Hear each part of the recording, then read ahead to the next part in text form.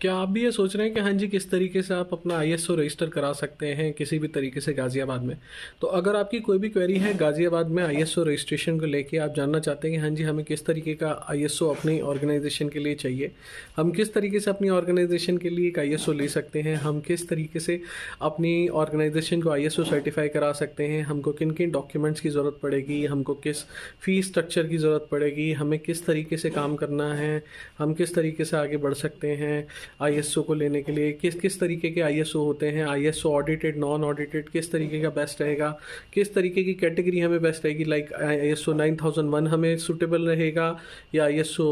22000 हमको सूटेबल रहेगा। तो आपकी कोई भी क्वेरी है तो आप हमसे पूछ सकते हैं नीचे, मतलब अगर कोई भी क्वेरी है तो आप हमसे ऊपर दिए हुए नंबर पर पूछ सकते हैं, हम आपकी पूरी तरीके से सहायता करेंगे। तो अगर आपकी कोई भी क्वेरी है तो आप ज़रूर पूछिएगा। And thank you so much and remain connected, like share ज़रूर